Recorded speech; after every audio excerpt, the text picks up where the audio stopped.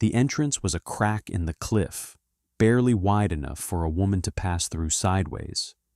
There was no path leading to it, no marker, no indication that anything lay beyond the narrow gap in the stone. A person could walk within arm's reach of it and see nothing but rock. Sigrid Torhildsdottir had spent 3 summers making it that way. 3 summers of widening the space behind the crack while leaving the crack itself untouched.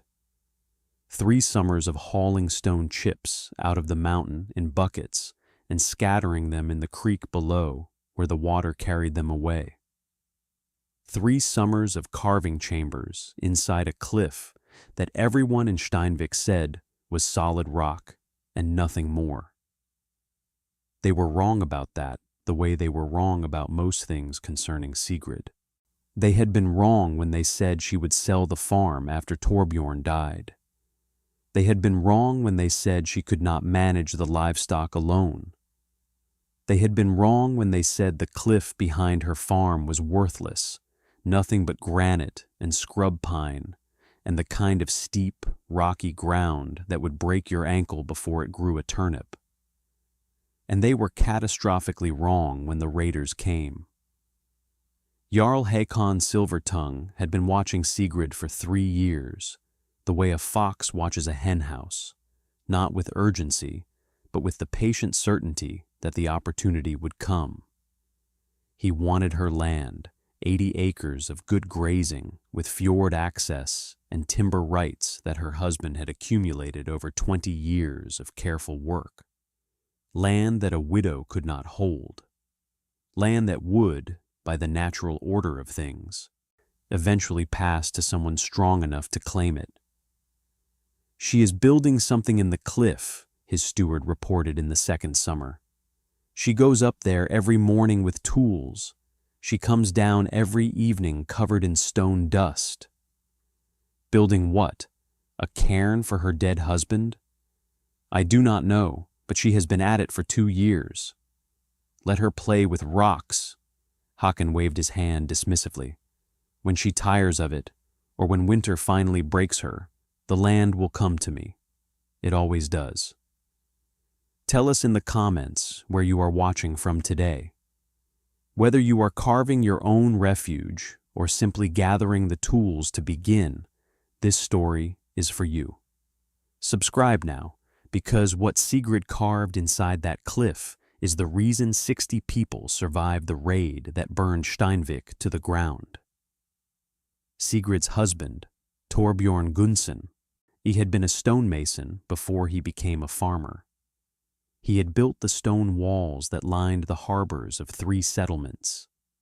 He had carved the foundations for the Jarl's great hall. He had worked in granite and basalt and soapstone with the easy confidence of a man who understood rock the way a shipwright understood wood. He had died of a cancer in his belly, slowly, painfully, over the course of a winter that had been as cruel inside their longhouse as outside it. He was 44. Sigrid was 35. Their 2 children had died in infancy, and there was no one left to inherit the knowledge that Torbjorn carried in his hands, except Sigrid. Because Torbjorn, in the last months of his life, when the pain kept him awake through the long winter nights, had talked. He had talked about stone, about the techniques his father had taught him, and his grandfather had taught his father. About the cliff behind their farm, the granite face that rose 150 feet above the creek, and the weakness he had identified in its structure when he was surveying the land 20 years ago. "There is a fault line," he had said, his voice thin with illness, but precise with the knowledge that was all he had left to give. "Running horizontally through the cliff at the 30-foot level. The stone above the fault is solid. The stone below it is fractured, full of natural joints and fissures. If you drill along the fault line, the stone will break cleanly. You can remove it in blocks. You can carve a chamber inside the cliff without dynamite, without heavy tools, without anything but a drill and a sledgehammer and patience. Why would I carve a chamber inside a cliff? Because a chamber inside a cliff cannot burn. It cannot be blown down by wind. It cannot be buried by snow. It cannot be taken by anyone who does not know the entrance. And the stone holds heat, Sigrid. The stone stays at 50 degrees year-round. A chamber inside that cliff would be the safest place in the Vestfjord. He had died 3 days later. Sigrid had buried him beside the creek and then stood looking at the cliff, hearing his voice in the sound of the water, seeing the fault line he had described as a dark horizontal stripe in the gray granite. She had started carving in May.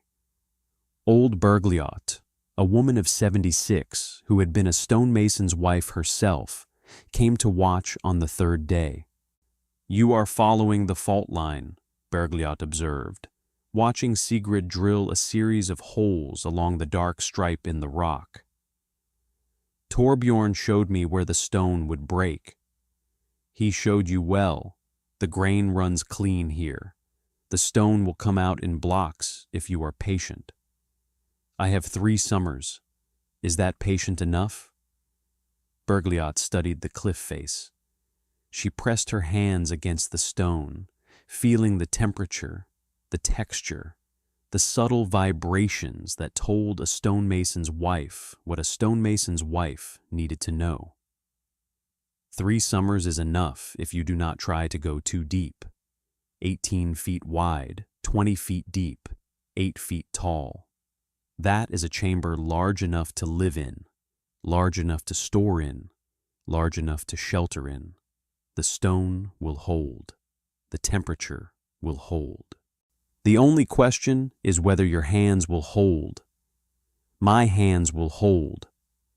Stay with me, because what Sigrid carved over 3 summers is the reason she had a fortress inside a cliff when the raiders came, a fortress that held 60 people for 3 weeks, while the settlement burned and the enemies searched the hills and never found the crack in the stone that was the only door.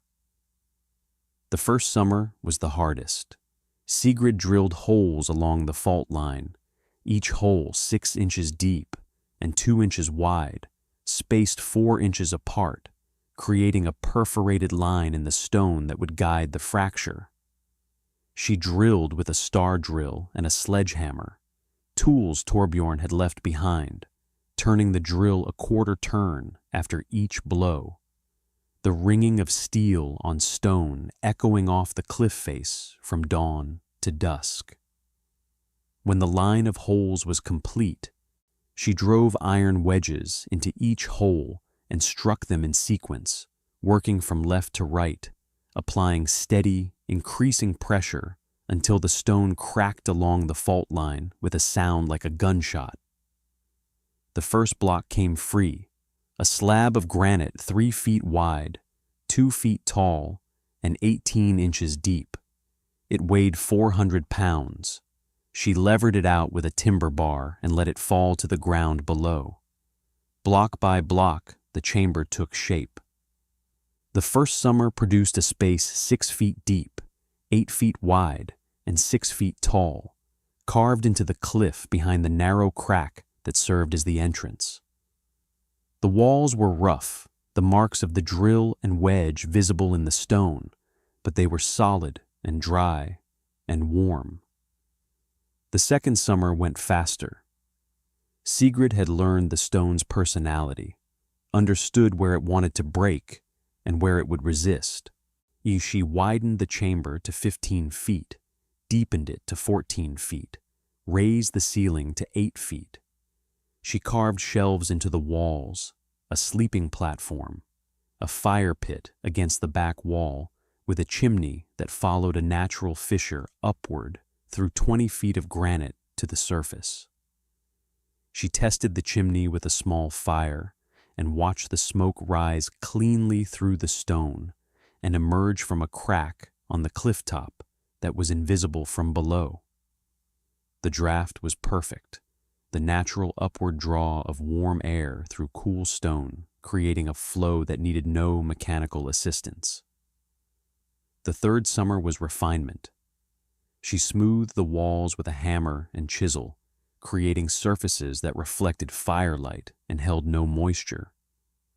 She widened the entrance passage, creating a dogleg turn that prevented anyone from seeing into the chamber from outside. She carved a second, smaller chamber behind the first, connected by a narrow passage, providing a separate space for food storage where the temperature was a constant 48 degrees. She stocked the storage chamber methodically over the 3 summers. Dried fish, salted mutton, barley, dried berries, rendered fat. She brought in firewood, peat, oil for lamps. She brought in blankets, cooking pots, tools. She brought in everything that a person or a group of people would need to survive inside a mountain for weeks. By the end of the 3rd summer, the cliff contained 2 chambers. The main living space, 18 feet wide, 20 feet deep, and 8 feet tall, with a fire pit, a sleeping platform, shelves, and a chimney. And the storage space, 10 feet wide, 12 feet deep, with food and supplies enough for 20 people for a month. From outside, there was nothing to see. The entrance crack was unchanged, a narrow gap in the cliff face that a person would walk past without a second glance. No path led to it, no marks indicated its presence. The chimney emerged from a natural-looking crack at the top of the cliff. The stone chips had been carried away by the creek. Sigrid had been careful, meticulous, and patient for 3 years, and the cliff kept her secret the way cliffs keep all secrets, in silence. Jarl Hakon heard about the cliff work from his steward and dismissed it. He rode past the farm occasionally, noted that Sigrid was still managing her livestock, noted that she had not come to him begging to sell, and calculated that another winter or 2 would change her mind. He was still calculating when the ships appeared. They came from the east on a September morning. They 8 longships with dragon prows, carrying 200 warriors from a rival clan that had been raiding the western coast for 3 seasons. They had hit settlements to the south and north, burning farms, seizing livestock, killing or enslaving anyone who resisted. Steinvik was next. The warning came from a fishing boat that spotted the fleet at dawn and raced back to the settlement with the news. The riders spread across the valley, shouting the alarm, but there was almost no time. The ships were fast, the warriors were experienced, and Steinvik had no fortifications, no militia, no plan for a raid of this scale. Hakon ordered the settlement to scatter. Families fled into the hills, into the forest, anywhere away from the coast. But the raiders were faster, fanning out from the shore, cutting off escape routes, and driving the fleeing villagers back toward the burning settlement like wolves driving sheep. Sigrid did not run to the hills. She ran to the cliff. She reached the entrance crack 10 minutes ahead of the first raiders, squeezed through the gap, and descended into the chamber. She lit the oil lamp she kept on the shelf inside the passage and began preparing. Within an hour, the first refugees arrived. A family of 5, the mother carrying an infant, the father leading 2 small children by the hand. They had seen Sigrid disappear into the cliff and had followed her, squeezing through the crack, stumbling down the passage, emerging into the chamber with the stunned expressions of people who had expected a rock crevice and had found a room. More came. Families who had been driven back from the hills, farmers who had been cut off from the forest, women and children who had been separated from the men. They came in 2s and 3s, finding the crack by desperation rather than knowledge, squeezing through, descending into the mountain. By nightfall, 60 people were inside the cliff.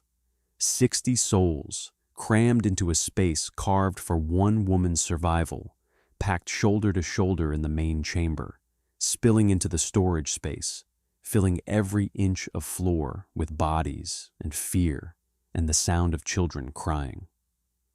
The raiders searched the hillside 3 times. They walked within 10 feet of the entrance crack without seeing it.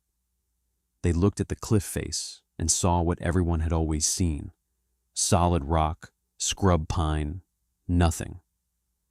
The crack was narrow. The passage behind it was dark. The chamber was 30 feet inside the mountain, beyond the reach of sound or light or suspicion.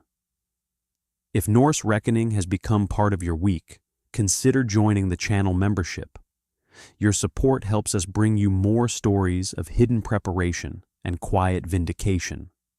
60 people, 3 weeks. One chamber carved by a widow with a drill and a sledgehammer, and 3 summers of work that everyone had called pointless. Sigrid managed the crisis with the grim efficiency of a woman who had spent 3 years preparing for something she hoped would never come. She rationed the food stores, calculating portions that would sustain 60 people for 21 days. She organized sleeping rotations, divided the chamber into sections for families with children, for the elderly, for the injured.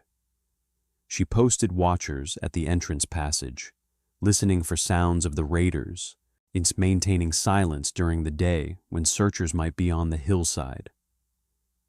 The food held. The dried fish and barley and salted mutton that she had stockpiled over 3 years was enough, barely, to feed 60 mouths if portions were kept to survival levels. The water came from a small seep in the storage chamber, a trickle of cold groundwater that she had discovered during the second summer, and that now provided just enough for drinking, about 10 gallons a day if carefully collected. The air was the greatest challenge. 60 people in an enclosed space consumed oxygen at a rate that the chimney ventilation alone could not replace. Sigrid solved this by cracking the entrance door during the night watches, when the raiders were in their camp on the shore, allowing fresh air to circulate through the passage.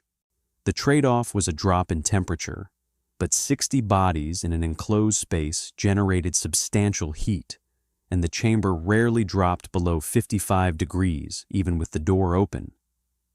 The children adapted first, as children do. They created games in the narrow spaces between the adults, whispering because Sigrid had told them that silence was survival.